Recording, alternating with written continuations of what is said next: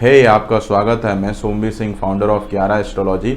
आज हम कर्क लगन की कुंडली के ऊपर बात करेंगे और जानेंगे कि कर्क लगन की कुंडली में किस तरह से ग्रह रिजल्ट्स देते हैं, मारक कारक ग्रह कैसे डिसाइड किए जाते हैं, मांगलिक योग कैसे देखे जाते हैं और ग्रह अपनी दशा अंतर्दशा में किस तरह से रिजल्ट्स देंगे।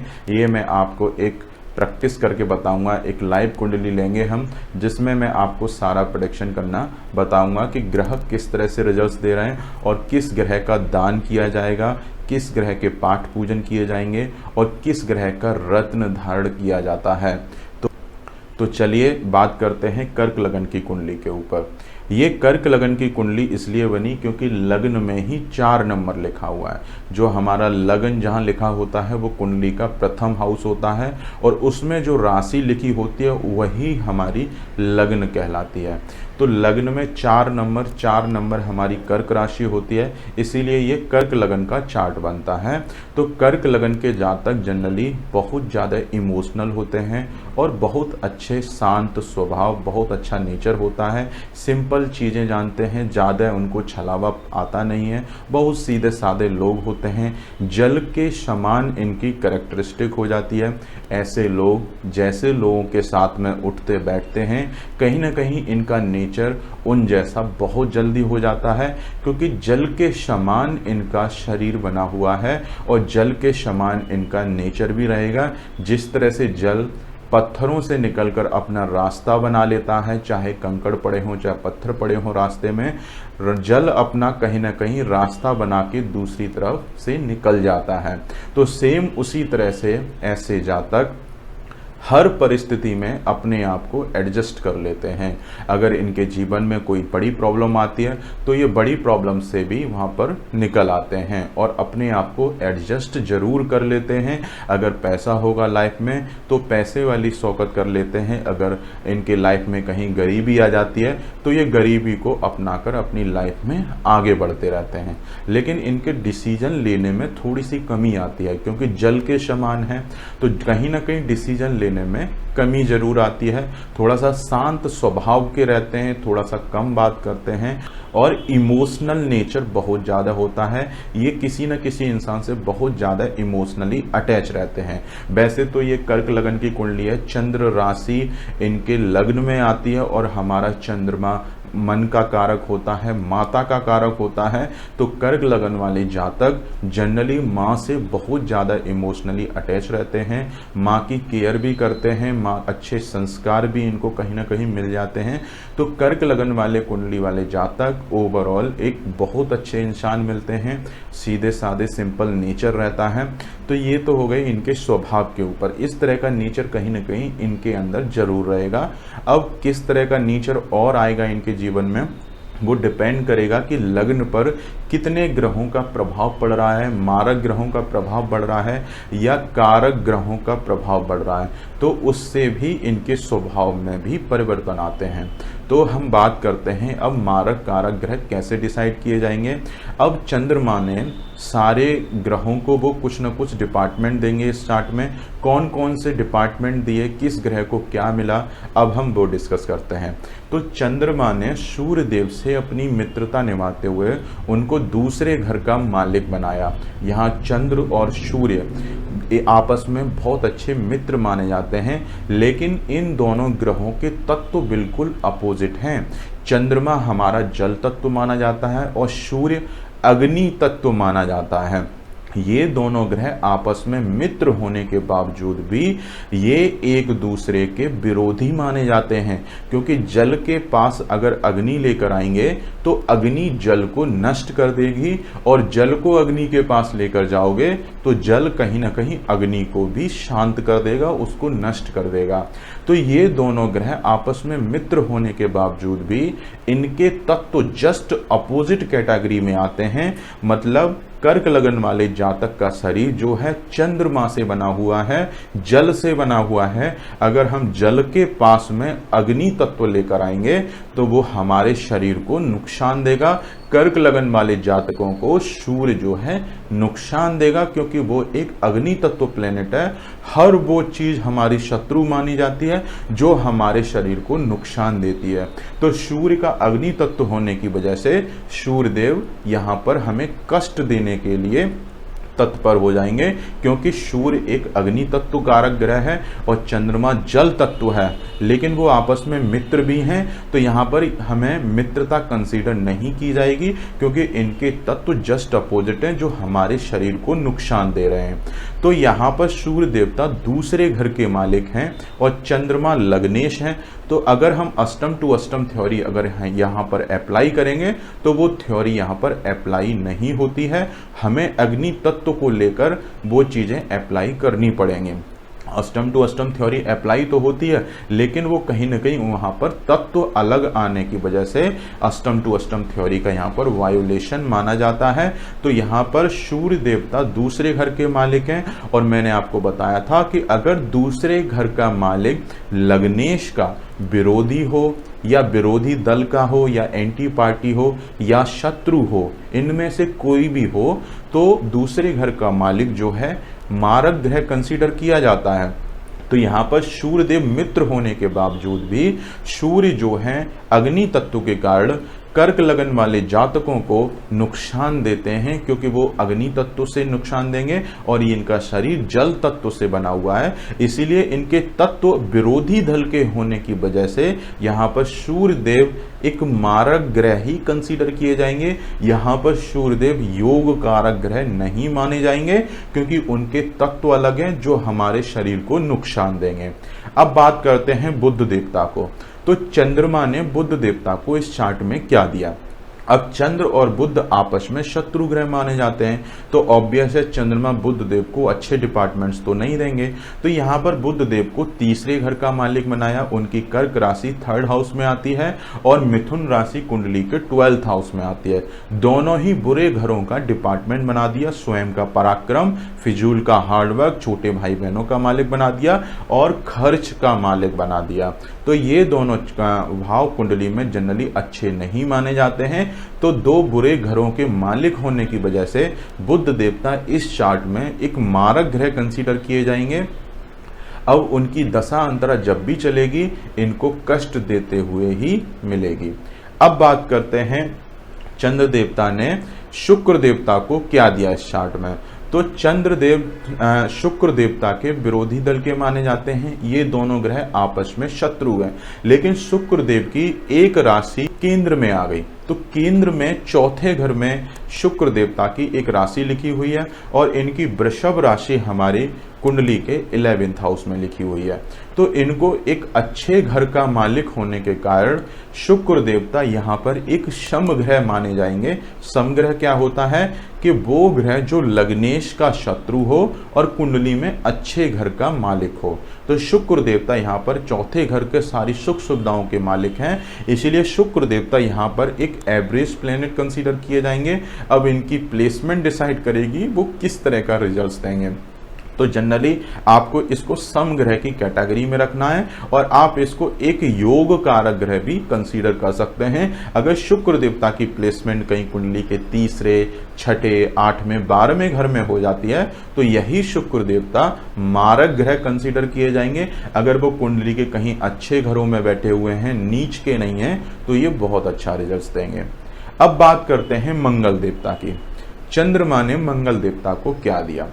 दोनों ही आपस में मित्र ग्रह हैं, तो अपनी मित्रता निभाते हुए मंगल देवता को 5वें घर का मालिक बना दिया और कर्म का मालिक बना दिया, क्योंकि मंगल की मेष राशि कुंडली के 10th हाउस में आती है और मंगल की 8वीं राशि वृश्चिक राशि जो है कुंडली के 5th हाउस में आ गई कि त्रिकोण में स्थान मिल गया, एक राशि को केंद्र में स्थान मिल गया।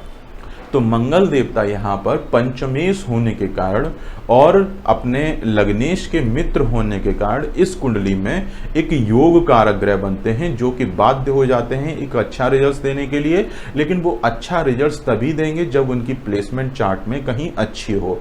अगर यही मंगल देवता कहीं भी चार्ट में तीसरे, छठे, 8वें घर में आ जाएं तो ऐसा मंगल अशुभ माना जाएगा। अब बहुत सारे जातक अगर कुंडली में तीसरे घर में मंगल बैठे हों तो वो मंगल देवता को बहुत अच्छा कंसीडर कर लेते हैं, क्योंकि वो अपने कारक भाव में बैठे हुए हैं। मंगल के तीसरा और छठा कारक भाव होता है। कारक भाव जरूर होता है, लेकिन वो कुंडली के गलत भाव भी हैं। और एक अच्छा ग्रह, योग कारक ग्रह, अगर गलत भाव में बैठ जाए तो वो कभी भी अच्छा रिजल्ट्स नहीं देगा। तो यहाँ पर अगर मंगल देवता तीसरे और छठे घर में भी बैठेंगे अपने कारक भाव में, वो नुकसान फिर भी करेंगे। अगर थर्ड हाउस में मंगल जाके बैठते हैं तो छोटे भाई बहनों के लिए ऐसा इंसान कहीं ना कहीं सपोर्टिव तो हो जाएगा, लेकिन वो प्रॉब्लम क्रिएट कर देगा। वो सारी प्रॉब्लम मेहनत को बढ़ा देगा, फिजूल हार्डवर्क बढ़ा देगा और भाग्य का साथ नहीं मिलने देगा। थर्ड हाउस से बैठ के जो 8वीं दृष्टि इनके 10th हाउस पे पड़ेगी, वो कहीं ना कहीं थोड़ा काम काज को मेहनत करवा के कहीं ना कहीं चलाता जरूर रहेगा, लेकिन ऐसे में यहाँ पर मंगल का मूंगा धारण नहीं किया जाएगा। वो इनके शरीर में रोग भाव को बढ़ा देगा। इसलिए यहाँ पर मंगल देवता अगर कुंडली के कहीं भी 3, 6, 8, 12 घरों में उदय अवस्था में अगर बैठे हुए हैं तो वो आपको नुकसान देंगे। उनका रत्न आपको भूलकर भी धारण नहीं करना है। अगर यही मंगल चार्ट में कहीं अस्त हो जाए, सूर्य से अस्त हो जाए, फिर वो चाहे कहीं भी बैठे हों, उस केस में आप मंगल का रत्न मूंगा आप धारण कर सकते हैं। अब बात करते हैं बृहस्पति देवता को। तो बृहस्पति देवता को इस चार्ट में क्या मिला? बृहस्पति देवता इस चार्ट में छठे घर के मालिक हैं और 9th हाउस के लॉर्ड हैं। तो बृहस्पति देवता चंद्रमा के मित्र भी माने जाते हैं। तो चंद्रमा ने अपनी मित्रता निभाते हुए उनको पिता के घर का मालिक बना दिया, भाग्य का मालिक बना दिया, धार्मिक रुचि का मालिक बना दिया और विदेश यात्राओं का मालिक बना दिया, क्योंकि 9th हाउस से हम ये सारी चीजें देखते हैं। तो पिता के घर के मालिक होने के कारण बृहस्पति देवता इस चार्ट में एक योग कारक ग्रह कंसीडर किए जाते हैं। अब योग कारक ग्रह कहीं भी अच्छे ग्रहों में बैठा हुआ है तो वो बहुत अच्छा रिजल्ट देगा। तो जनरली कुंडली में अच्छे घर कौन से होते हैं, बुरे घर कौन से होते हैं, ये आपको मैं समझा देता हूं। अगर चार्ट में कोई भी ग्रह तीसरे, छठे, 8वें, 12वें घर में अगर उदय अवस्था में बैठा हुआ है तो वो मारक कंसीडर आपको करना है। और अगर कहीं भी अच्छे घरों में, बाकी के अच्छे घरों में बैठा हुआ है और वो नीच का नहीं है, तो ऐसा ग्रह बहुत अच्छा रिजल्ट्स देता है। अगर मारक ग्रह अगर कहीं केंद्र में भी आ जाए तो भी वो ज़्यादा चीज़ें खराब नहीं कर पाता है, क्योंकि केंद्र में आने से वो ज़्यादा चीज़ें, उसका मारक तत्व में थोड़ी सी कमी आती है, क्योंकि वो कुंडली के अच्छे भाव हैं। प्रॉब्लम तब आती है जब कोई ग्रह तीसरे, छठे, 8वें, 12वें घर में उदय अवस्था में बैठता है, तो वहाँ पर वो ज़्यादा खराब रिजल्ट्स देते हैं। तो बृहस्पति देवता अगर इस चार्ट में नीच के ना हो और कुंडली के तीसरे, छठे, 8वें, 12वें ना हो, तो ऐसा बृहस्पति बहुत अच्छा रिजल्ट देता है। उस केस में आप बृहस्पति का पुखराज रत्न भी धारण कर सकते हैं। अब बात करते हैं शनि देवता को। शनि देवता को इस चार्ट में क्या मिला? शनि देवता इस चार्ट में सप्तम घर के मालिक हैं और 8th हाउस के मालिक हैं। तो 8th हाउस के मालिक जो है जनरली अच्छा नहीं माना जाता है। वो आयु का मालिक है, मृत्यु तुल्य कष्ट का मालिक है, हर काम काज में आ रही अड़चनों का मालिक है और पत्नी के घर के मालिक हैं, पार्टनरशिप के मालिक है, हमारी डेली वेजेस की जो इनकम आती है उसके मालिक हैं शनि देवता इस चार्ट में। तो अब यहाँ पर शनिदेव 7वें घर के मालिक हैं और 7वें घर के मालिक है तो हम अष्टम टू अष्टम थ्योरी अप्लाई करेंगे। तो अष्टम टू अष्टम थ्योरी के हिसाब से 7वें घर का मालिक जो है लग्नेश का शत्रु है। तो शत्रु होने के कारण शनि देवता इस चार्ट में एक मारक ग्रह बनते हैं। वो कभी भी इस चार्ट में अच्छा रिजल्ट्स नहीं देंगे। अगर यही शनि देव कहीं चार्ट में कहीं भी बैठे हों वो हमेशा बुरा ही रिजल्ट देंगे। ऐसे में शनि देव के सिर्फ पाठ पूजन करके ही उनको शांत किया जा सकता है।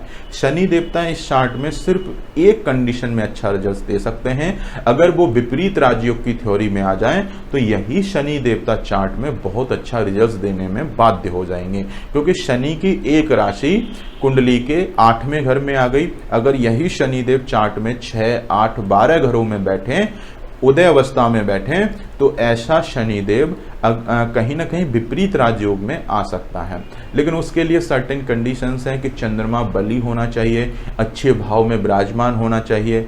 अगर चार्ट में चंद्रमा कहीं भी अच्छे भाव में विराजमान है बल बहुत ज़्यादा है, सड़बल बहुत अच्छा है, डिग्री 13 से लेके अगर 18 डिग्री के बीच में है तो बहुत अच्छा माना जाएगा। उस समय लग्नेश बली हो जाएंगे, और लग्नेश बली हो जाएंगे और शनिदेव कहीं चार्ट में 6, 8, 12 घरों में बैठे हुए हैं तो शनि विपरीत राज्यों की थ्योरी में आकर वो अच्छा रिजल्ट्स देने में बाध्य हो जाएंगे। तो यहाँ पर एक मारक ग्रह भी किस तरह से अच्छा रिजल्ट दे सकता है ये आज आपने समझा। तो यहाँ पर शनि देवता जनरली मारक ग्रह कंसीडर किए जाएंगे जब तक कि वो विपरीत राज्यों की थ्योरी में ना आ जाए। तो आज आपने समझा कि मारक कारक ग्रह किस तरह से डिसाइड किए। तो मैं शॉर्ट में आपको एक्सप्लेन करता हूँ। चंद्रमा इस कुंडली में लग्नेश होने के कारण एक थियोरेटिकली योग कारक ग्रह बनते हैं। सूर्य देवता इस चार्ट में मारक ग्रह बनते हैं क्योंकि उनके तत्व अलग हैं। बुध देवता इस चार्ट में एक मारक ग्रह बनते हैं। बृहस्पति देवता इस चार्ट में योग कारक ग्रह बनते हैं। शुक्र देवता इस चार्ट में एक समग्रह बनते हैं। मंगल देवता इस चार्ट में एक योग कारक ग्रह बनते हैं, और शनि देवता इस चार्ट में एक मारक ग्रह कंसीडर किए जाते हैं। तो आपने समझा मारक कारक ग्रह कैसे डिसाइड करते हैं। ये हमने सिर्फ थ्योरी के हिसाब से कैलकुलेट किया है। अब हमें ग्रहों की प्लेसमेंट चेक करनी है कि वो ग्रह किस तरह के रिजल्ट्स देंगे, कौन से मारक कारक ग्रह बन जाएंगे। अब क्योंकि प्रैक्टिकल जब तक नहीं करके देखेंगे, और ऐसे केस में लग्न के हिसाब से कभी भी आप रत्न धारण मत कीजिएगा, अदरवाइज आपकी लाइफ में प्रॉब्लम्स बढ़ जाएंगी। अगर यही बृहस्पति देवता की कहीं प्लेसमेंट गलत भाव में हो जाए तो ऐसा बृहस्पति थोड़ा सा नौकरी के लिए जरूर सपोर्ट कर देगा, क्योंकि वो नौकरी के घर के मालिक हैं और चार्ट में वो योग कारक ग्रह। योग कारक ग्रह का काम होता है कि अपने घरों में वृद्धि कर देना। तो जब वो वृद्धि करेगा तो छठे घर में भी वृद्धि हो जाएगी, और अगर छठे घर की वृद्धि होगी तो नौकरी में भी वृद्धि हो जाएगी। अगर यही बृहस्पति देवता कुंडली के अगर 8वें घर में बैठे हुए हैं और कोई पुखराज रत्न धारण कर लेता है, उदय अवस्था में अगर बैठे हुए हैं, मतलब अगर वो मारक ग्रह बन चुके हैं, उस केस में भी अगर वो कोई भी इंसान अगर बृहस्पति का पुखराज धारण करता है तो कैसा रिजल्ट्स मिलेगा। देखिए, आपने अब मारक ग्रह का रत्न धारण कर लिया, लेकिन थ्योरी के हिसाब से वो चार्ट में योग कारक ग्रह हैं। अगर ये इनकी प्लेसमेंट गड़बड़ हो जाए तो योग कारक ग्रह अपने घरों में वृद्धि करेगा। तो छठे घर में वृद्धि करेगा। छठे घर से हम नौकरी देखते हैं, रोग देखते हैं, ऋण देखते हैं, कर्जा, शत्रु, कोर्ट केस, लिटिगेशन, दुर्घटना एंड लंबी चलने वाली बीमारियां। तो ये सारी चीजों में वृद्धि हो जाएगी उस केस में। नौकरी में प्रमोशंस, अच्छी नौकरी मिलना, हायर ग्रोथ होना, अच्छी पोस्ट पर जाना, ये पुखराज पहनने से पॉसिबल है। पुखराज धारण करने से नौकरी बहुत अच्छी हो जाएगी, लेकिन साथ में उस इंसान को रोग बढ़ जाएंगे, हेल्थ प्रॉब्लम्स आ जाएंगी, लंबी चलने वाली बीमारियां परेशान कर देंगी, कोर्ट केस, लिटिगेशन आदि जैसी बुरी चीजें कहीं ना कहीं उसको फेस करना पड़ जाएगा। और बृहस्पति देवता छठे घर के और 9th हाउस के लॉर्ड हैं, तो 9th हाउस में भी वो वृद्धि कर देंगे। तो 9th हाउस में वृद्धि करेंगे तो उसके भाग्य में जरूर वृद्धि करेंगे, थोड़ी सी भाग्य में ठीक कर देंगे। लेकिन जहां जहां पर बृहस्पति की दृष्टि पड़ेगी, जहां पर बृहस्पति बैठे होंगे, उन घरों का सत्यानाश कर देंगे। यही बृहस्पति अगर अष्टम घर में बैठे और किसी ने पुखराज धारण कर लिया तो करियर ग्रोथ तो बहुत अच्छी हो जाएगी, जॉब अच्छी हो जाएगी, लेकिन साथ में वो कोर्ट केस जरूर एक्टिवेट कर लेगा, अपने शरीर में रोग बढ़ा लेगा, मृत्यु तुल्य कष्ट को बढ़ा लेगा, हर काम काज में ऑब्स्टेकल, मानसिक चिंता, डिप्रेशन जैसी चीजों को वो जरूर एक्टिवेट कर लेगा। और बृहस्पति की जो दूसरी दृष्टि दूसरे घर पे पड़ेगी, सारे पैसों का वो नुकसान हो जाएगा। परिवार में कभी भी शांति नहीं रहेगी, कोई ना कोई इंसान उस परिवार में जरूर बीमार बना रहेगा, क्योंकि वो परिवार को कष्ट में डाल देंगे उस केस में। तो ऐसी सिचुएशन में आपको बृहस्पति का पुखराज धारण नहीं करना है। आप सिर्फ केले के पेड़ की पूजा कीजिए, उतने में ही बृहस्पति देवता बहुत अच्छा रिजल्ट्स देंगे। अगर बृहस्पति सपोज दैट अष्टम में भी बैठे हुए हैं और आपकी नौकरी में प्रमोशन की ग्रोथ में थोड़ी सी कमी आ रही है, तो सिंपली बैठ जाइए, बृहस्पति भगवान का पाठ पूजन कीजिए, केले के पेड़ की पूजा कीजिए। जितनी पूजा कर सकते हो केले के पेड़ की उतनी पूजा कीजिएगा, क्योंकि यहां पर वो नौकरी को सपोर्ट कर रहे हैं। नौकरी को सपोर्ट कर रहे हैं तो केले के पेड़ की पूजा करके उनके बल को इंप्रूव करना है, उनकी शुभता को इंप्रूव करना है, और इजीली वो नौकरी में प्रमोशंस और ये सारी चीजों में हेल्प कर देंगे। क्योंकि पुखराज धारण करोगे तो प्रॉब्लम्स वो बढ़ा देंगे और बाकी की हेल्थ प्रॉब्लम्स बढ़ जाएंगी। तो ऐसी गलतियां आपको नहीं करनी है, उनके पाठ पूजन कर लेने, अगर आपको लाइफ में हेल्थ प्रॉब्लम बहुत ज़्यादा आ रही हैं तो बृहस्पति के उस केस में दान करना चालू कर दीजिएगा। दान करने से बृहस्पति की नेगेटिव एनर्जी शांत हो जाएगी और आपके शरीर से धीमे धीमे रोग कम हो जाएंगे, शुगर की प्रॉब्लम कम हो जाएगी, चर्बी की प्रॉब्लम कम हो जाएगी, जो फैट बढ़ेगी बॉडी के अंदर वो जरूर कम हो जाएगी। तो इस तरह से ग्रह चार्ट में रिजल्ट्स देते हैं, मारक कारक इस तरह से डिसाइड किए जाते हैं। और अगर आपके पास में अगर सक्षम नहीं है आप किसी को चार्ट दिखाने में, तो मैंने गूगल प्ले स्टोर में अपना एंड्रॉयड ऐप पब्लिश किया हुआ है, आप वहां पर उसको डाउनलोड कर लीजिएगा और उसमें लगन के हिसाब से सारे ग्रहों के रिजल्ट्स मैंने मेंशन किए हुए हैं। किस हाउस में अगर बृहस्पति बैठे हुए हैं या मंगल बैठे हुए हैं तो वो कैसा रिजल्ट्स देंगे, किस ग्रह का आप रत्न धारण कर सकते हैं, ये सारी इंफॉर्मेशन मैंने बाई विद आर्टिकल्स में सारी चीज़ें मैंने मेंशन की हुई हैं। आप वहाँ से वो ऐप डाउनलोड करके उसको फॉलो कीजिए, आपके पैसों की भी बचत होगी और आपको ज्ञान भी अर्जित करने में हेल्प मिल जाएगी। अगर फिर भी कोई डाउट रहता है तो मेरे कमेंट बॉक्स में जरूर कमेंट कीजिएगा, मैं आपकी जरूर हेल्प करूंगा। तो इस तरह से आप बिना ज्योतिष के भी अपनी कुंडली देख सकते हैं और लाइफ में उनसे लाभ ले सकते हैं। चलिए अब बात करते हैं, हम लाइव प्रैक्टिस करते हैं कुंडली की। मैं शॉर्ट में थोड़ा सा ज़्यादा एक्सप्लेन नहीं करूंगा, शॉर्ट में चीज़ें समझाऊंगा क्योंकि वीडियो बहुत लंबी हो जाती है। ठीक है, अब बात करते हैं प्रैक्टिस। देखिए ये कर्क लगन का चार्ट है और कर्क लगन के चार्ट में बुध देवता, बृहस्पति देवता एंड सूर्य देवता लग्न में ही विराजमान है, मंगल शुक्र सेकंड हाउस में विराजमान है और चंद्रमा फोर्थ हाउस में विराजमान है, राहु छठे घर में, केतु 12th हाउस में, दोनों ही नीच के बैठे हुए हैं, शनि स्वराशि सप्तम घर में बैठे हुए हैं। तो देखिए अब क्या होगा, शनि देव इस चार्ट में वक्रीय चल रहे हैं और उनकी 11 डिग्री है। तो शनि वक्रीय होने की वजह से वो कितना प्रॉब्लम में डालेंगे इनको, वो आप समझ लीजिए। सबसे पहले मैं शनि से ही स्टार्ट करता हूँ। देखिए शनि की दृष्टि सूर्य के ऊपर पड़ रही है, लग्न के ऊपर, और वो अष्टम घर के मालिक हैं और लग्न पे भी दृष्टि पड़ रही है। तो ऐसा इंसान ज़्यादातर टाइम डिप्रेशन में जरूर रहता है, निगेटिविटी उसको बहुत जल्दी घेर लेती है, इमोशनल तो रहता ही है क्योंकि ये कर्क लगन के चार्ट है, ऊपर से इसके डिसीजन लेने में कमी भी रहती है। शनि ने दृष्टि डाल दी लग्न के ऊपर, जिद्दी भी बना देंगे, गुस्सैल भी बना देंगे और सारी के डिप्रेशन उठा के इनके शरीर पर रख देंगे।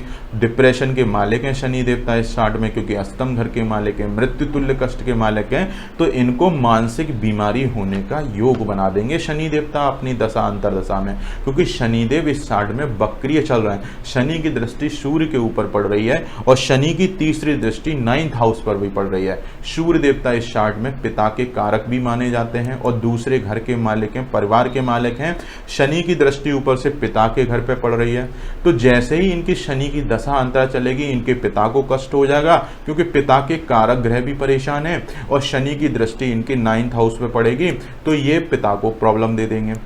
तो जब भी इनकी शनि की दशा अंतरा चलेगी पिता को कष्ट हो जाएगा, पिता की ग्रोथ रुक जाएगी। अगर पिता कोई जॉब कर रहे होंगे तो जॉब भी तोड़वाने का वो काम कर देंगे, जॉब भी हाथ से जाने का योग बन जाएगा और उनकी लाइफ में प्रॉब्लम्स बढ़ जाएंगी। और शनि की दृष्टि सूर्य पे पड़ रही है तो पारिवारिक कलह कलेश में भी थोड़ा सा वो कर देंगे, परिवार की ग्रोथ कम कर देंगे और थोड़ा सा पैसे जोड़ने में दिक्कत परेशानी होगी। इनको बहुत ज़्यादा पैसे जोड़ने में, ये ज़्यादा पैसा जोड़ने में बहुत परेशानी आएगी। ये सिर्फ तभी परेशानी हटेंगी जब ये शनिदेव को शांत करेंगे। शनिदेव स्वराशि बैठे हुए हैं सप्तम घर में, बहुत सारे पोंगा पंडित बोल देंगे कि इनका दाम्पत्य जीवन अच्छा नहीं जाएगा, इनके डाइवोर्स हो जाएंगे। ऐसा बिल्कुल नहीं होगा क्योंकि शनिदेव स्वराशि बैठे हैं। वो शत्रु जरूर हैं इस चार्ट में लेकिन स्वराशि होने के कारण वो अपना घर खराब नहीं करेंगे, तो इनकी मैरिड लाइफ में वो प्रॉब्लम्स नहीं लेके आएंगे, चीज़ों को वो स्टेबल जरूर कर देंगे। और शनिदेव की 10वीं दृष्टि चंद्रमा के ऊपर है तो चंद्रमा पे भी ग्रहण लगा दिया तो इनके मन पर ग्रहण लगा हुआ है, मन बहुत कमजोर हो जाएगा, इमोशनल हो जाएंगी। अगर इनको कोई डांट भी देगा तो भी ये रो पड़ेंगे और ये इस तरह से इनका रिजल्ट होगा। चंद्रमा पर दृष्टि पड़ने से इनकी माता को भी परेशानी छोटी मोटी वो देते रहें। तो शनि देवता इस चार्ट में ज़्यादा प्रॉब्लम क्रिएट कर रहे हैं, उनको शांत करना बहुत ज़रूरी है, क्योंकि वो चंद्रमा पर भी ग्रहण लगाए हुए हैं, सूर्यदेव पर भी ग्रहण लगाए हुए हैं और बृहस्पति व भी उनकी दृष्टि पड़ी हुई है। तो इस चार्ट में बृहस्पति के रिजल्ट्स में बहुत बड़ी कमी आ जाएगी, क्योंकि शनि की वक्र दृष्टि पड़ रही है उनके ऊपर। उस वजह से ये सारे ग्रह प्रॉब्लम में आ जाएंगे। सूर्य भी प्रॉब्लम में आ रहा है, चंद्रमा भी प्रॉब्लम में आ रहा है, बृहस्पति भी प्रॉब्लम में आ रहा है। तो शनि देव को यहाँ पर शांत करना बहुत जरूरी है। इनके शादी डिले में भी शनि देव थोड़ा सा डिले जरूर कर देंगे, क्योंकि वो सप्तम घर के मालिक हैं, बुरे घर के मालिक के शत्रु है, तो शत्रुता जरूर निभाएगा, शादी थोड़ी सी डिले जरूर करेगा। और ऐसे में थोड़ी सी शादी डिले जरूर करना चाहिए। 28 से 30 साल के आसपास इनकी शादी करनी चाहिए, क्योंकि शनिदेव जब सप्तम घर में बैठते हैं, उनकी दृष्टि जब लग्न के ऊपर बैठती है, तो शनिदेव चाहते हैं कि आप जीवन में थोड़े से मैच्योर हो जाएं, ज्ञान अर्जित कर लें, उसके बाद ही शादी करें, जल्दी शादी ना करें। ये ऐसा शनिदेव यहाँ पर बैठ के चाहते हैं। और शनिदेव वैसे भी हर काम बड़े धीमे धीमे करते हैं, तो शादी को भी वो धीमे ही धीमे कराएंगे, इसलिए वो लेट होती है यहाँ पे शादी। टेंशन की कोई बात नहीं है, शादी थोड़ी बहुत डिले चलती है, उतना चलने दीजिएगा, लेकिन टेंशन मत लीजिएगा, क्योंकि शनिदेव अपने घर में बैठे हुए हैं, तो दाम्पत्य जीवन को वो जरूर स्टेबल कर लेंगे। अब बात करते हैं सूर्यदेव। सूर्यदेव इस चार्ट में थोड़ा सा अग्रेसिव नेचर बढ़ा देंगे, क्योंकि वो दूसरे घर के मालिक के ऊपर से शत्रु है, अग्नि है, अग्नि तत्व जल के पास आ रहा है, तो इनका सूर्य जो है थोड़ा सा अग्रेसिव बना देगा, गुस्सैल बना देगा, तुरंत इमीडिएट इनका माइंड को वो डिस्टर्ब कर देगा। और यहाँ पर बैठे हुए सूर्यदेव थोड़े से दाम्पत्य जीवन में परेशानी डालेंगे, क्योंकि सूर्य की दूसरी दृष्टि सप्तम घर पे पड़ रही है और ऊपर से शनि ने भी ग्रहण लगा दिया, तो सूर्य हो गए परेशान। परेशान तो वो और बुरा रिजल्ट देंगे। तो सूर्य को रेगुलर जल देके यहाँ शांत करना है। जल देंगे तो दूसरे घर का बल जरूर कम हो जाएगा, थोड़ी सी इनकम जरूर कम हो जाएगी, लेकिन इनकम हम दूसरे तरीके से बढ़ाएंगे इनकी। अगर सूर्य को जल नहीं दिया तो इनके दाम्पत्य जीवन में बहुत प्रॉब्लम आ जाएगी। और संडे को इनको दलिया का दान करना चाहिए, गेहूं का दान करना चाहिए, तो सूर्य देव का मारक प्रभाव इनके शरीर से हट जाएगा। एक अग्नि को नहीं बढ़ने देना है इनके शरीर में, क्योंकि इनका शरीर जल से बना हुआ है। अगर अग्नि बढ़ जाएगी शरीर में तो जल को वो नुकसान देगी, इनके शरीर को नुकसान देगी, इनके दाम्पत्य जीवन को नुकसान देगी। तो यहाँ पर सूर्य देव को शांत करना है, उनको डाउन करना है। तो प्रतिदिन सूर्य देव को जल देना है, संडे के दिन में दलिया दान करना है। तो यहाँ पर सूर्य देव को शांत करने में ही भलाई है, अदरवाइज ये प्रॉब्लम क्रिएट कर देगा। अब आते हैं बुध देवता भी ऊपर ही आके बैठे हुए हैं, और बुध देवता भी ऊपर ही आके बैठे हुए हैं। तो बुध देवता बुद्धि के कारक हैं, तो ऐसा इंसान कहीं ना कहीं बुद्धिमान तो हो जाएगा, दिमाग से जरूर तेज हो जाएगा, लेकिन साथ में वो तीसरे घर का मालिक है, हार्डवर्क उठा के अपने ऊपर रख लिया। अब ये सिर्फ पराक्रम ज्यादा करेंगी, मेहनत बहुत करनी पड़ जाएगी। और इनको बुध देव होते हैं, बुद्धि के, फाइनेंस के कारक होते हैं, तो फाइनेंस से रिलेटेड जो इनके वर्क रहेंगे उनमें इनको बहुत ज्यादा वर्क करना पड़ेगा, एक्सेस मेहनत पड़ जाएगी इनके ऊपर, और उस हिसाब से इनको इनकम कम जनरेट होगी। साथ में वो खर्चे के मालिक हैं, खर्चा बहुत कराते रहेंगे, इनको अपने परिवार से भी खर्चा लेना पड़ जाएगा, खर्चा बहुत हो जाएगा, क्योंकि ये ऊपर से पहली बात तो सूर्य की वजह से सेविंग नहीं कर पा रहे हैं, सूर्य परेशान हो रहा है। और बुध देवता पराक्रम का मालिक है, पराक्रम का मालिक ऊपर आके बैठ गया, तो फिजूल हार्डवर्क ये करते रह जाएंगे, फिजूल हार्डवर्क काफी करनी पड़ेगी।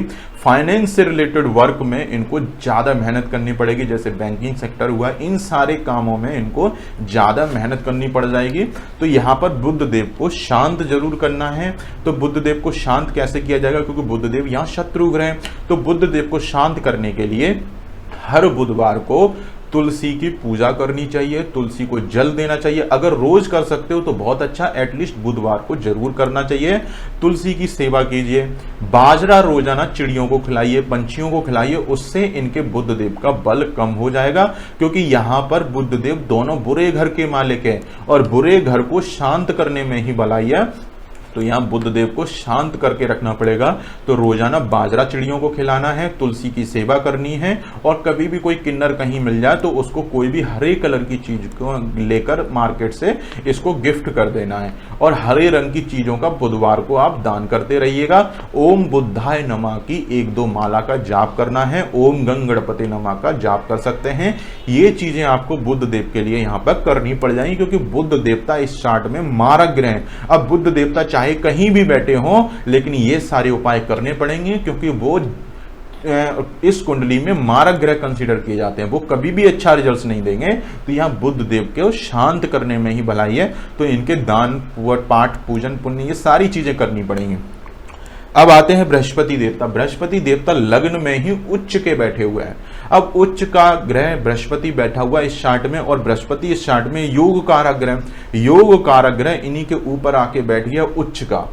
जब कोई ग्रह केंद्र में उच्च का हो जाता है, अब जैसे बृहस्पति और केंद्र में उच्च के हो जाएं, तो वो हंस नामक पंच महापुरुष योगों में एक राजयोग बना देते हैं। तो राजयोग तो बहुत अच्छा बन गया।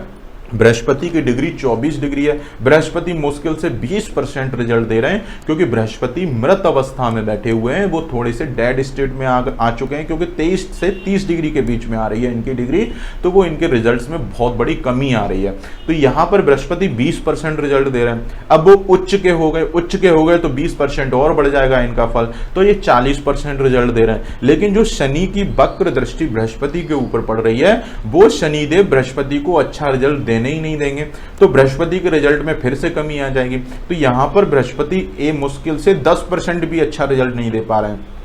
तो ऐसे केस में बृहस्पति का पुखराज बहुत जरूरी है। अच्छा क्वालिटी का बृहस्पति का पुखराज इनके लिए मैंडेटरी हो जाएगा, क्योंकि यही बृहस्पति देवता इनको सिचुएशन कंट्रोल करने में बहुत बड़ी हेल्प करेंगे। मैरिड लाइफ को स्टेबल कर लेंगे, लव लाइफ को स्टेबल कर लेंगे, स्टमक को ठीक कर देंगे, और धार्मिक रुचि बहुत बना देंगे। पूजा पाठ ये सारी चीजें वो बहुत अच्छे से कर लेंगे। तो पुखराज धारण करना इनके लिए बहुत जरूरी है, क्योंकि शनि की वक्र दृष्टि पड़ने की वजह से बृहस्पति पीड़ित अवस्था में हो गए। वो अच्छा योग जरूर बना रहे हैं, लेकिन वो राजयोग इनके लिए अच्छा रिजल्ट नहीं दे पाएगा।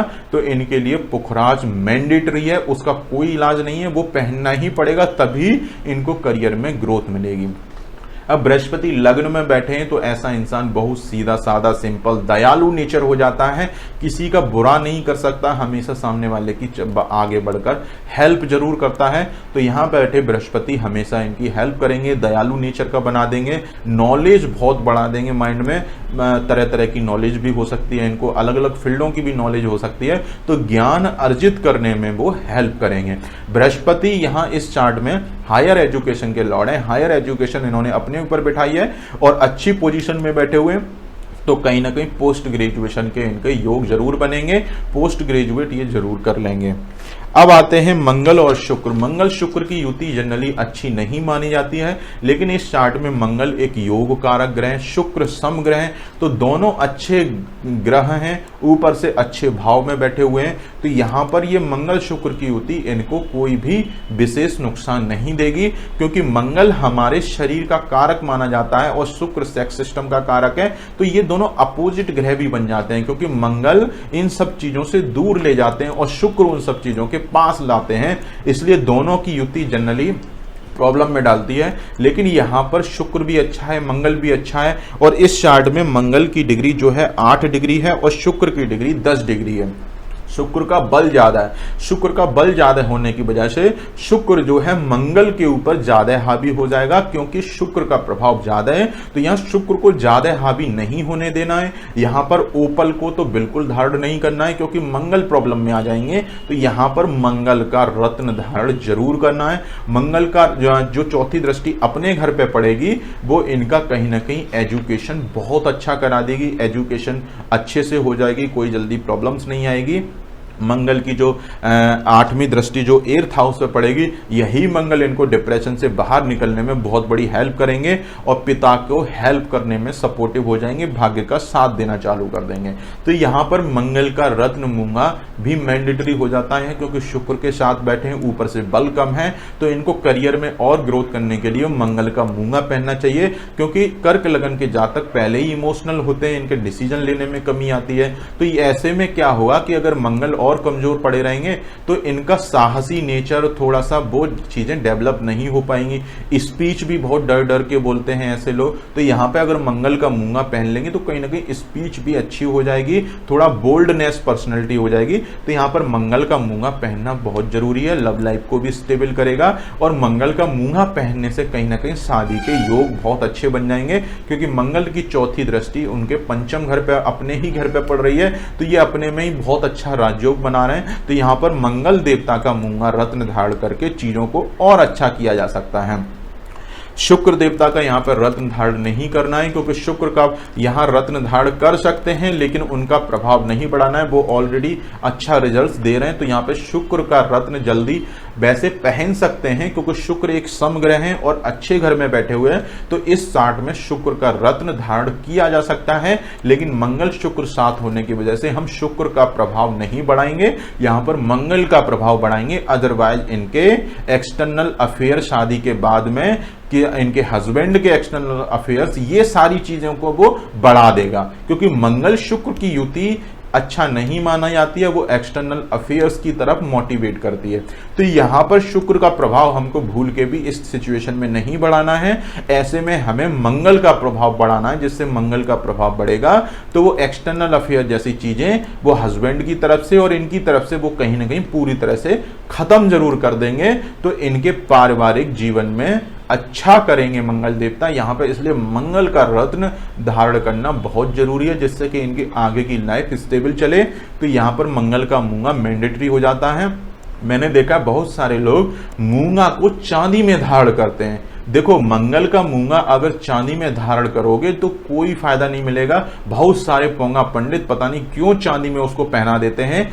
चांदी एक जल तत्व है और मूंगा एक अग्नि तत्व है, क्योंकि वो मंगल का रत्न है। और अग्नि तत्व को जल तत्व में डालोगे, उसकी मैक्सिमम एनर्जी वहीं शांत हो जाएगी। और बहुत सारे लोग सोचते हैं कि मंगल और चंद्रमा की युति बना दो, महालक्ष्मी राजयोग बन जाएगा। ऐसे राजयोग नहीं बनेगा, वो प्रॉब्लम में डाल देगा।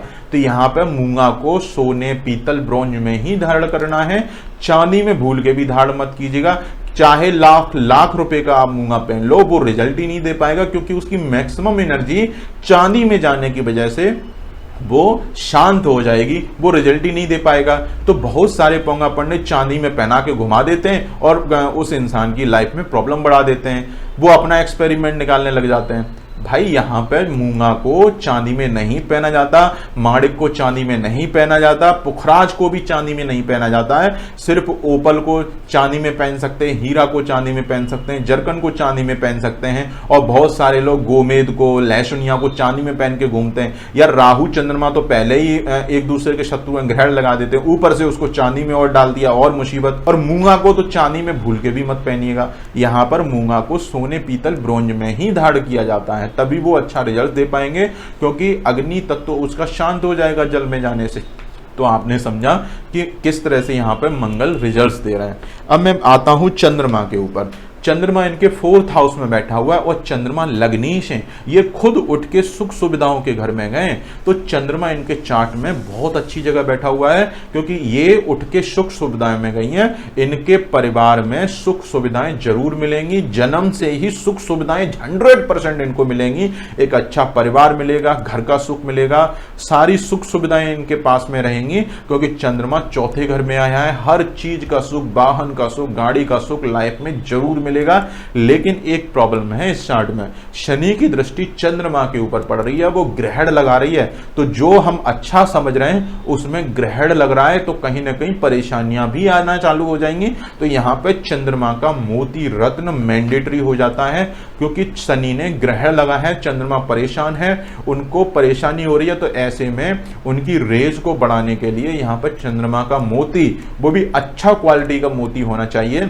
साउसी पर्ल हो, बसीरा पर्ल हो, इस तरह का पर्ल यहाँ पर पहन के चीजों को अच्छा किया जा सकता है। तब जाके इनका मन थोड़ा स्टेबल होगा, क्योंकि ये मन पे ही ग्रहण लगाया हुआ है शनि ने। तब जाके चीजें इनकी लाइफ में थोड़ी सी पॉजिटिव होंगी और इनके करियर में भी ग्रोथ मिलेगी, क्योंकि चंद्रमा की दृष्टि कामकाज पर पड़ रही है। तो कहीं ना कहीं कामकाज में ग्रोथ होने के योग जरूर बन जाएंगे। तो यहाँ पर चंद्रमा का मोती मैंडेटरी है, मूंगा मैंडेटरी है, पुखराज मैंडेटरी है। तो जन्म से ही इनको ये 3 रत्न अगर पहन के चलते हैं तो बहुत अच्छा रहेगा। लेकिन नहीं पहन पाते हैं वो एक अलग चीज है। वैसे अगर चार्ट में अच्छी ग्रोथ करनी है, क्योंकि ये चार्ट अच्छा है, लेकिन शनि की वक्र दृष्टि सारे ग्रहों को प्रॉब्लम में डाल रही है। तो यहाँ पर ये मजबूरी बन जा रही है, इनको 3 रत्न पहनना मजबूरी है, इनके पास कोई ऑप्शन नहीं है, क्योंकि यही शनिदेव इनकी लाइफ में प्रॉब्लम क्रिएट कर देंगे। अच्छे घरों में, अच्छे ग्रहों के रिजल्ट्स में में कमी लेकर आ जाएंगे। तो इसीलिए यहाँ पे शनि को शांत करके रखना है। शनि को शांत करने के लिए पीपल के पेड़ की पूजा कीजिए, दीपक जलाइए पीपल के पेड़ पर, और पीपल के पेड़ को जल जरूर दीजिएगा शनिवार को सूर्यास्त के बाद में। सूर्यास्त के बाद में पीपल को जल दिया जा सकता है, क्योंकि पीपल एक ऐसा वृक्ष है जो कभी भी सोता नहीं है, 24 घंटे ऑक्सीजन देता है। तो इसको आप रात के 2 बजे भी उठकर जल दे सकते हो, कोई प्रॉब्लम नहीं है।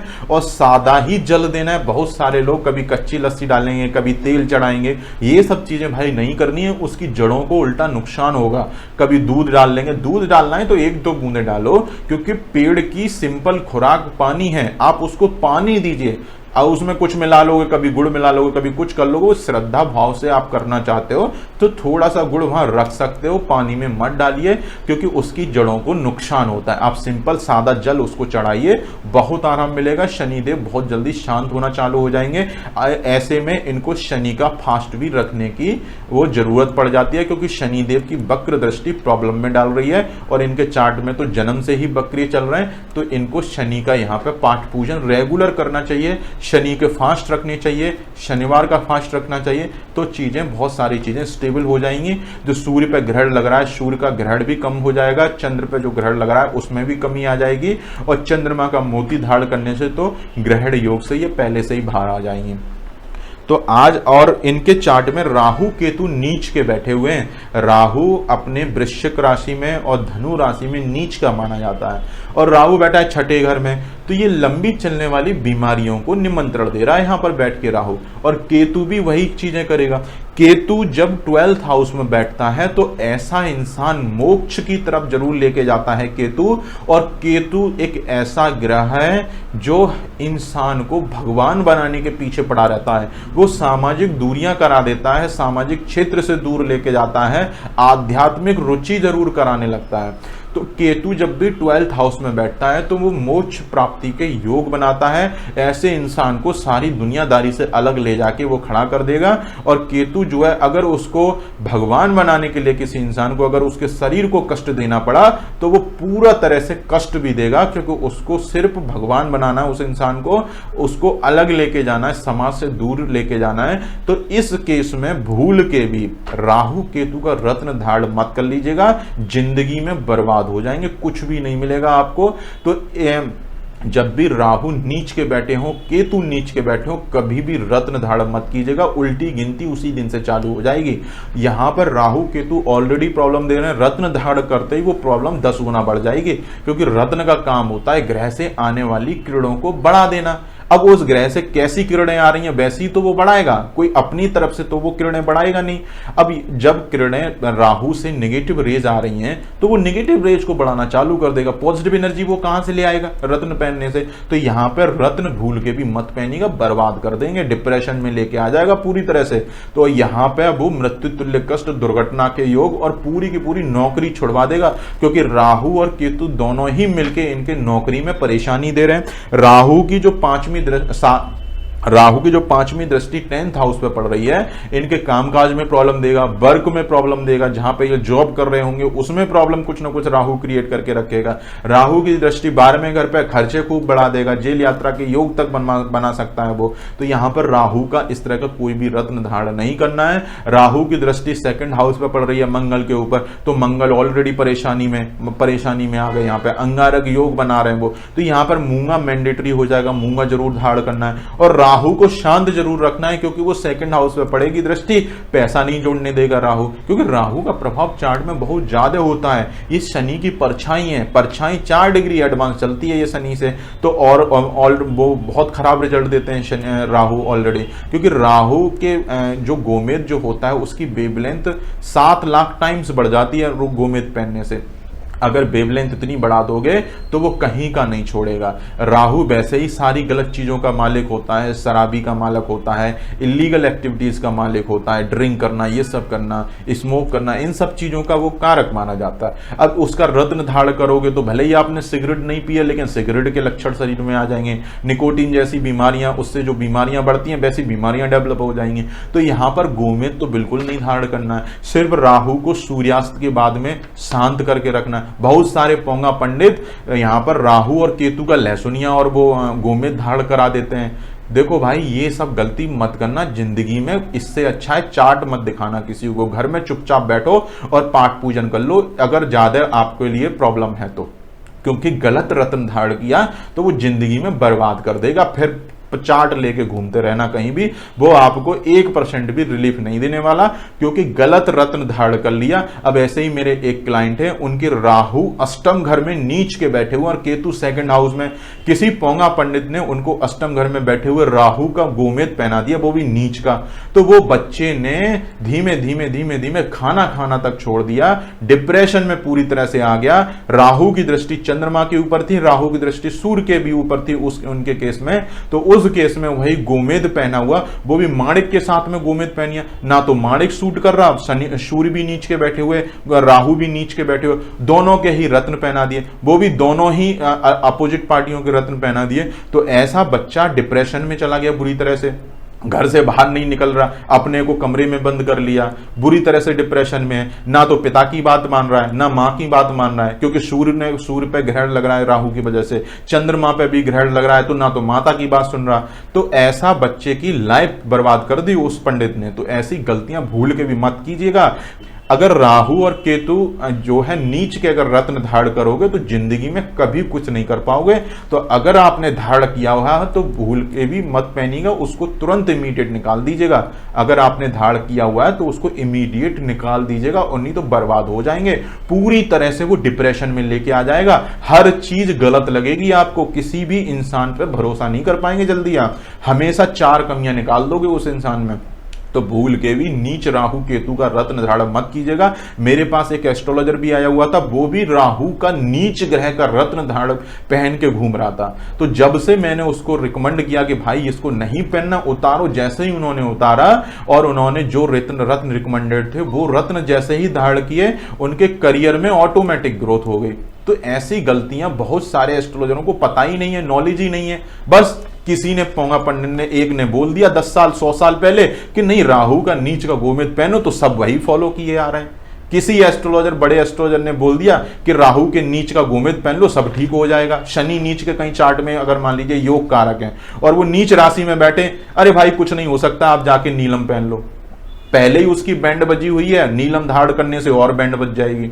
तो नीच ग्रह का स्टोन तो कभी नहीं पहना जाता। उनको बेसिक प्रिंसिपल की नॉलेज ही नहीं है, साइंटिफिक नॉलेज ही नहीं है कि उनको क्या पहनना क्या नहीं पहनना है। तो नीच ग्रह का रत्न देखो, नीच हो गया ना, कोई भी ग्रह नीच अगर बैठा हुआ है तो रत्न तो पहना ही नहीं जाएगा। क्यों नहीं पहना जाएगा? क्योंकि ग्रह जब नीच का होता है तो उस ग्रह से नेगेटिव एनर्जी आपके शरीर पर पड़ेगी, और अगर किसी ग्रह की नेगेटिव एनर्जी आपके शरीर पर सपोज पड़ रही है तो वो पॉजिटिव एनर्जी पड़ सकती है क्या? कभी कभी नहीं पड़ेगी। अगर एक बार ग्रह से नेगेटिव एनर्जी आना चालू हो गई तो वो ग्रह गोचर में चाहे कहीं भी घूमे, अपनी राशि में बैठे, कहीं भी जाके बैठ जाए, मित्र राशि में बैठे, हमेशा 24 घंटे नेगेटिव एनर्जी पड़ेगी आपके शरीर पर। और गलती से भी अगर शनि का नीलम ऐसे में पहन लिया तो वो नेगेटिव एनर्जी को और बढ़ा देगा। अब नेगेटिव एनर्जी को और बढ़ाएगा तो क्या होगा? बर्बादी और हो जाएगी। पहले 10% परेशान थे, अब 200% परेशान हो जाओगे। फिर वो बच्चा भागा रहता है एस्ट्रोलॉजर के पास में, क्योंकि एस्ट्रोलॉजर ने दवाई गलत दे दी। अरे भाई, अगर एस्ट्रोलॉजर और पंडित अगर अनपढ़ मिल जाएंगे ना तो वो इंसान तो फिर भगवान ही मान लेगा उसका। तो वो गलती मत कीजिएगा। अगर आपको कुंडली देखने में प्रॉब्लम हो रही है तो लग्न वाइज मैंने सारे आर्टिकल लिखे हुए हैं, हर चार्ट के। ऐप डाउनलोड करो, 2 पैसे भी नहीं लगेंगे, डाउनलोड कर लो, उससे देख लो कि कहां ग्रह बैठा हुआ है। अगर योग कारक ग्रह चार्ट में कहीं कहीं अस्त बैठा हुआ है तो रत्न जरूरी हो जाता है उसके, इसमें रत्न पहन लो। कुछ ना समझ में आए तो भाई कुछ मत पहनना, इससे बढ़िया है कि कुछ मत पहनो, ज्यादा सुखी रहोगे। अगर गलती से भी गलत रत्न पहन लिया तो मुसीबत को एक्टिवेट कर लोगे। तो यहां पे मुसीबत को एक्टिवेट नहीं करना है, लाइफ में आगे बढ़ना है और अच्छा कर्म करते जाइए। कुंडली के योग देख के कुछ कुछ चीजों को ठीक कर लीजिए, बाकी के कर्म पे ध्यान दीजिए। और गलत स्टोन तो भूल के भी पहन मत लीजिएगा। बहुत सारे लोग राशि के हिसाब से रत्न पहन लेते हैं। अरे भाई, राशि के हिसाब से रत्न नहीं पहने जाते, वो कोई चमत्कार नहीं करेगा रत्न, वो एनर्जी को बढ़ा देगा आपके शरीर में। आपको पता है कि आप जैसे राशि के हिसाब से बहुत सारे लोग रत्न पहन लेते हैं। अब किसी की मान लीजिए वृश्चिक राशि है, भाई आपकी तो वृश्चिक राशि है, चलो मूंगा पहन लो, मोती भी पहन लो, राशि है वृश्चिक, चंद्रमा मंगल में बैठा है, नीच का हो गया वृश्चिक राशि में, तो आप रत्न धारण कर लो, मोती भी पहना दिया, मूंगा भी पहना दिया। अब क्या होगा, बर्बादी होगी। पहली बात तो नीच ग्रह का रत्न नहीं पहना जाता, चंद्रमा अशुभ बैठा हुआ है, वो और अशुभ हो जाएगा। रत्न पहनने से वो उसकी अशुभता थोड़ी ना कम हो जाएगी, उसका नीच प्रभाव थोड़ी ना कम हो जाएगा, और नीचता उसकी बढ़ जाएगी, नेगेटिव चीजें और बढ़ जाएंगी। कोई साधु संत है समाज का, अगर वो शराब के ठेके पे जाके बैठ के नीच हरकत कर रहा है, प्रणाम करोगे उसको? मैं भी नहीं प्रणाम करूंगा। आप करोगे? नहीं करोगे, क्योंकि वो गलत जगह जाके बैठा हुआ, गलत जगह पे बैठेगा ग्रह, और ऊपर से आपने उसको 10,000 की गड्डी और दे दी उस साधु को, तो क्या होगा, साधु और पगला जाएगा, जाके और शराब पिएगा, और जाके घर में हुड़दंग मचा देगा वो। तो ऐसे साधु को पैसे नहीं दिए जाते हैं, हाथ पकड़ के घर लेके आया जाता है, जिससे कि वो समाज में और ज्यादा प्रॉब्लम क्रिएट ना करे। तो नीच ग्रह का तो स्टोन भूल के भी मत पहनिएगा। और जितने भी पोंगा पंडित यहाँ पे जो नीच ग्रह का रत्न पहना देते हैं, उनसे भाई बच के रहिएगा। कुछ ना समझ में आए तो एक भी स्टोन मत पहनिएगा, ज्यादा सुखी रहोगे लाइफ में। अगर आपको स्टोन ही पहनने हैं तो एक बार वेरीफाई कर लो कौन सा पहनना है। ऐप में मैंने सारी चीजें एक्सप्लेन की हुई हैं, मैंने इसीलिए ऐप में बनाया है जिससे कि आप भटको नहीं, फ्री में आपके लिए मैं दे रहा हूं। तो आप डाउनलोड करो, उसको पढ़ लो। एक आर्टिकल पढ़ने में 10 मिनट लगते हैं, 10 मिनट में आपकी लाइफ में ऑलरेडी चीजें ठीक हो जाएंगी। फिर आप सोचते हो नहीं मेरे को तो बहुत बड़े एस्ट्रोलॉजर ने ये बताया, वो गलत कैसे बता देंगे? अरे आधे से ज्यादा जनता बेवकूफी करने पे लगी हुई है, तो आप भी बेवकूफ बने हुए हैं उसके चक्कर में। ऐसा नहीं होता भाई, इसको पढ़ लो एक बार और समझ लो किस ग्रह का रत्न धारण करना है, उस ग्रह का आप धारण कीजिएगा। अदरवाइज जिंदगी अपने से ही बर्बाद कर लोगे। वो ज्योतिषी तो कहीं नहीं बर्बाद करेगा, आप अपने से बर्बाद कर लोगे। क्योंकि भाई क्यों पहना, हर इंसान की नॉलेज अलग होती है। नीच ग्रह का स्टोन भूल के भी मत पहनिएगा। मैं फिर कह रहा हूं, अगर जैसे चाहे सूर्य लग्न का ही क्यों ना हो, अब जैसे मान लीजिए सिंह लग्न की कुंडली है आपकी और कार्तिक मास में जन्म हो गया आपको, सूर्य नीच का हो जाता है कार्तिक मास में तुला राशि में, तुला राशि में सूर्यदेव बैठे हैं और सूर्यदेव लग्नेश भी हैं। किसी पोंगा पंडित ने पहना दिया, अरे भाई लग्नेश है, लगने से पहनो रत्न माणिक। अब माणिक का रत्न पहनोगे तो बर्बाद हो जाओगे, क्योंकि सूर्य नीच का बैठा हुआ है। पिता को उठा के नीच का कर दिया, सूर्य पिता के कारक है। और सप्तम घर में अगर सूर्य बैठ गए तो दाम्पत्य जीवन तो तरस जाओगे, अगर सूर्य नीच का सप्तम घर में बैठा हुआ है या कहीं भी बैठा हुआ है, या कोई सा भी लगन है। अगर सिंह लगन का चार्ट है, सिंह लगन में अगर कहीं भी वो नीच के हो जाते हैं तो भूल के भी मत पहन लीजिएगा। ना बर्बाद हो तो बर्बाद हो जाओगे पूरी तरह से, समाज में मान यश चल जाएगा वही माणिक पहनते ही। चाहे वो लग्नेश हो, कोई भी हो, नहीं पहनना।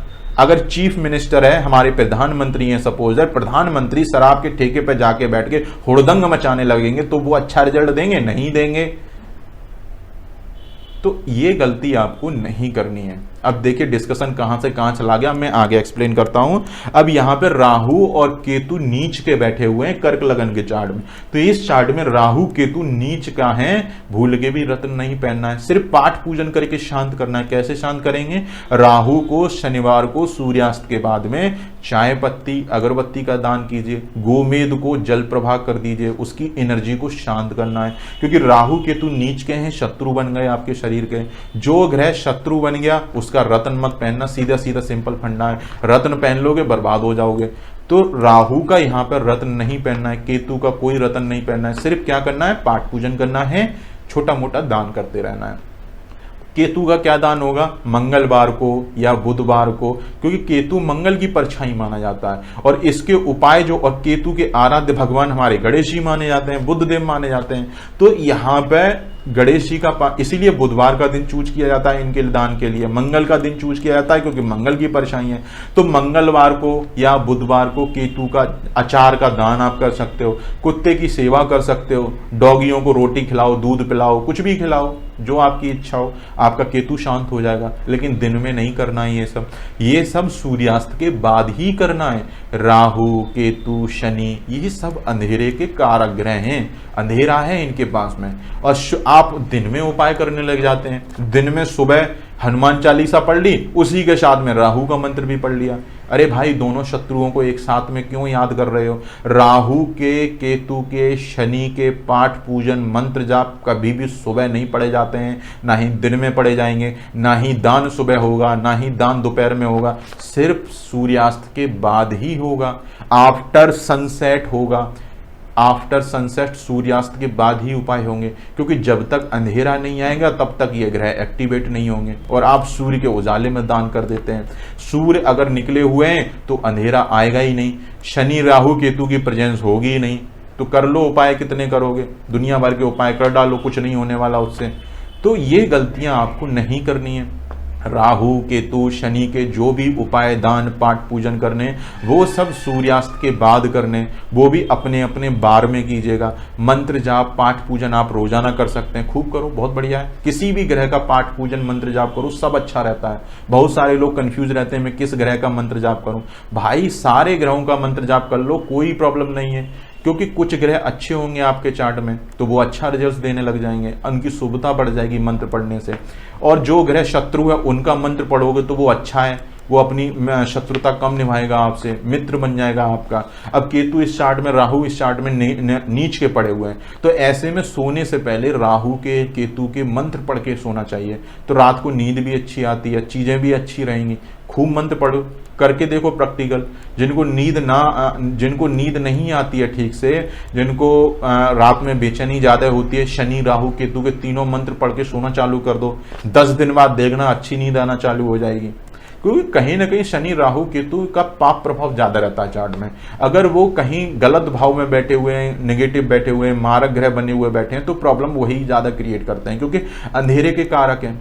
किसी के शनि खराब है या राहु खराब है, अगर वो अपने पास में, जैसे खिलौना होता है, जैसे बच्चों को हम खेलने के लिए काला डॉगी खरीद के दे देते हैं, अगर वो खिलौना अगर आप सर के पास रख के सो जाओगे तो वो आपको माइंड की प्रॉब्लम क्रिएट कर देगा, क्योंकि वो खिलौना काला कलर का है, और काले कलर की चीजों को जितना ज्यादा सर के पास रख के सोगे बर्बाद कर देगा वही। अगर काले डॉगी का खिलौना भी अगर आपने कुछ दिन एक्सपेरिमेंट करके देख लो, नहीं भरोसा हो रहा तो एक्सपेरिमेंट करके देख लो, ये सारी चीजें आजमाई हुई चीजें हैं। अगर आपको भरोसा ना हो, शनि चार्ट में खराब है, राहु खराब है, इनमें से कोई भी ग्रह खराब हो, एक मार्केट से काला टेडी बियर खरीद लाओ और उसको अपने सर के पास रख के 10 दिन सो के देख लो, वो आधा मरीज बना देगा आपको, क्योंकि उसकी रेज बढ़ जाएंगी बॉडी के अंदर में, शरीर में। एक तो रात भी शनि की, ऊपर से काला डॉगी भी वहीं रख लिया और परेशानी बढ़ जाएगी। तो ऐसे में ये गलतियां नहीं करनी है। तो भूल के भी कोई भी काली कलर की चीज आपके सर के पास नहीं होनी चाहिए, सोते समय तो बिल्कुल नहीं होनी चाहिए, और प्रॉब्लम में डाल देगा। ठीक है, तो यहां राहु केतु के सिर्फ दान होंगे, पाठ पूजन होंगे। अब मैं शॉर्ट में सारी चीजें एक्सप्लेन कर देता हूं। इस चार्ट में सूर्य खराब है, सूर्य तो हमेशा ही खराब रहेंगे इस चार्ट में, चाहे कहीं भी बैठे, तो रोजाना सूर्य देव को जल दो। और जिनके सूर्य अच्छे होते हैं भाई, उनको जल नहीं दिया जाता है। अब जैसे बहुत सारे चार्ट में सूर्य देव बहुत अच्छे होते हैं, योग कारक ग्रह होते हैं, तो फिर भी जल दिए जा रहे हैं आप।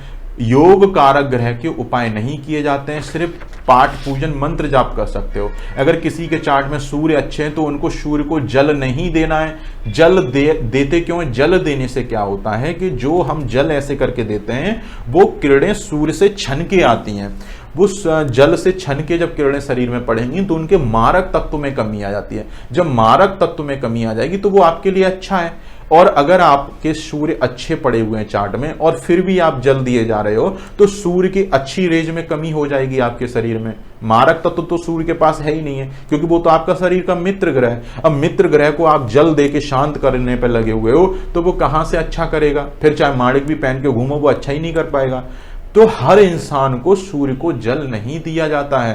देखो, सूर्य को जल सिर्फ उसी को देना है जिनके चार्ट में सूर्य मारक ग्रह पड़े हुए हैं। अगर आपको अपनी कुंडली की जानकारी नहीं है कि आपका सूर्य अच्छा है खराब है, नहीं जानकारी है, नहीं चार्ट है आपके पास में, तो कुछ मत करो, प्रणाम कर लो सूर्य देव को, उनका मंत्र पढ़ लो, ओम सूर्याय नमः का जाप कर लो, बस इतना ही कर लो, इतना ही काफी है अगर कुछ नहीं पता है तो।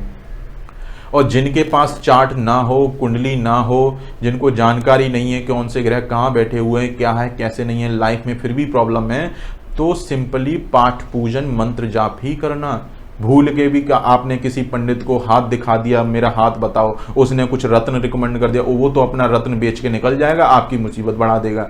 क्योंकि हाथ देखने से किसी ग्रह की एग्जैक्ट पोजीशन नहीं बताई जा सकती है कि वो आपके चार्ट में कहां बैठा होगा।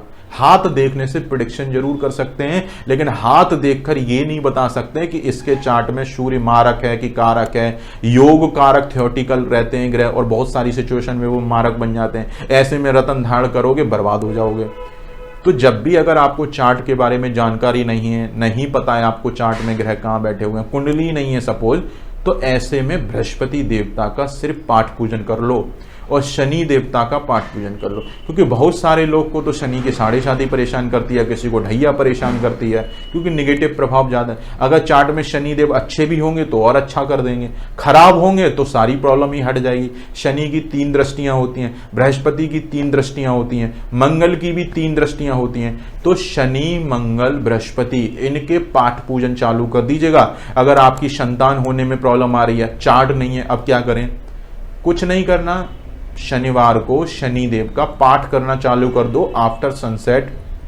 ये सारी चीजें करना चालू कर दो, सारी चीजें ठीक हो जाएंगी। पीपल के पेड़ को जल दे के आ जाया करो, वो कभी भी दे सकते हैं, कोई भी दे सकता है। तो पीपल को जल दो, एक दीपक जला दो, शनिदेव का पाठ पूजन करो, सोने से पहले मंत्र पढ़ के सो शनिदेव का।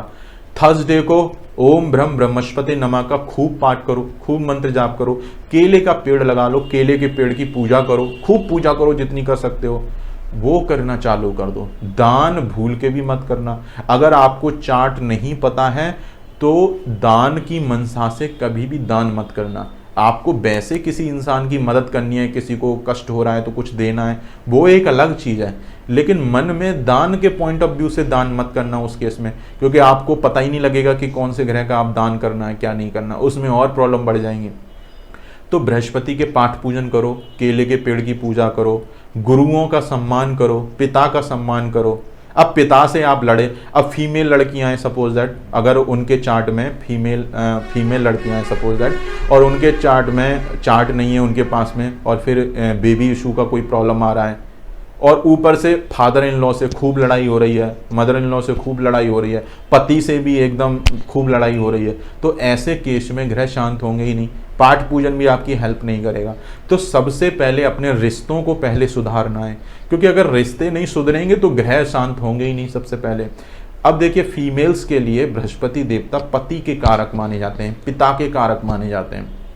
अब आपके इश्यूज नहीं हो रहे, आप पति से एकदम लड़े जा रहे हो, पिता से भी अच्छे रिलेशन नहीं है, प्रॉब्लम आ जाएगी, वो शांति नहीं होंगे। बृहस्पति आप कर लो पाठ पूजन, फिर आप कहोगे कि उन्होंने तो ये बताया था, हमारे तो बेबी नहीं हुआ। तो पहले रिलेशन को ठीक करो, रिलेशन जब ठीक हो जाएंगे तो ऑटोमेटिक ग्रह आधे से ज़्यादा शांत हो जाएगा। फिर आपके पाठ पूजन थोड़ा सा कर लो, ग्रह पूरा शांत हो जाएगा, फिर आपकी जो भी प्रॉब्लम है वो अपने आप हट जाएगी। तो बृहस्पति का पाठ पूजन करना है। बृहस्पतिवार को पीले कलर की चीज़ें कोई भी दान नहीं करनी है, ना ही पहनना है। जो आपका मन हो वो पहनिए, कोई प्रॉब्लम नहीं है, क्योंकि चार्ट ही नहीं पता तो आप कैसे बता सकते हैं। तो सबसे अच्छा है बृहस्पति का पाठ पूजन कर लो, केले के पेड़ की पूजा चालू कर दो, और गुरुओं का, फादर का, हस्बैंड का, इन लोगों का सम्मान करना चालू कर दो। अपने आप सारी चीज़ें ठीक हो जाएंगी।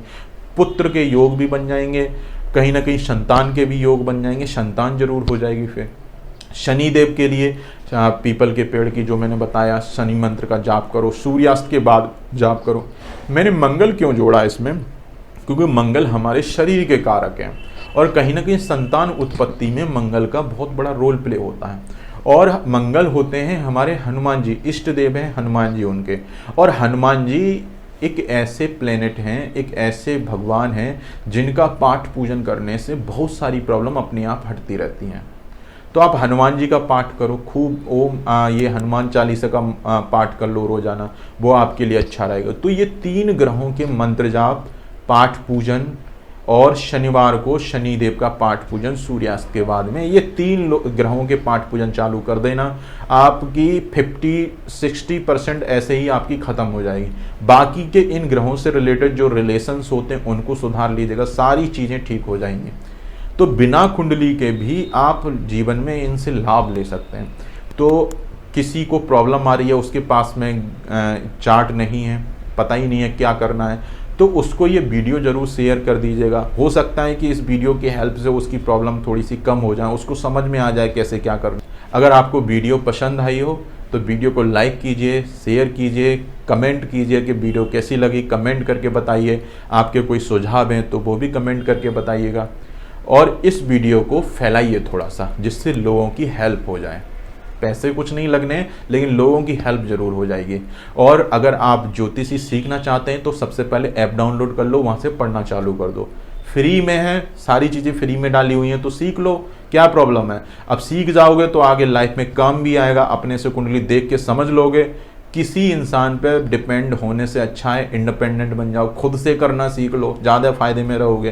क्योंकि सामने वाले की क्या नॉलेज है आपको भी नहीं पता, तो इससे बढ़िया पढ़ के सीख जाओ, तो सारी चीज़ें ठीक हो जाएंगी। आप एक बार पढ़ो, समझो, कोई डाउट आता है तो कमेंट करके पूछ भी सकते हो। लेकिन अगर आपको अपॉइंटमेंट लेना है, कुंडली दिखानी है, तो सिर्फ अपॉइंटमेंट लेकर ही फ़ोन कीजिएगा। वैसे फ़ोन मत कीजिएगा, क्योंकि बहुत सारा टाइम मैं फ्री नहीं रह पाता हूँ, तो मेरे को प्रॉब्लम बहुत होती है। तो आप अपॉइंटमेंट लेकर ही फ़ोन कीजिएगा जब भी कीजिएगा। और अदरवाइज वैसे कोई प्रॉब्लम आए तो कमेंट करके बताइएगा मेरे को, मैं सारी चीज़ें आपकी हेल्प कर दूंगा। अगर फिर भी आपको प्रॉब्लम है तो स्पेशल केस में फ़ोन कीजिए, मैं आपकी हेल्प करूँगा, कोई प्रॉब्लम नहीं है। धन्यवाद।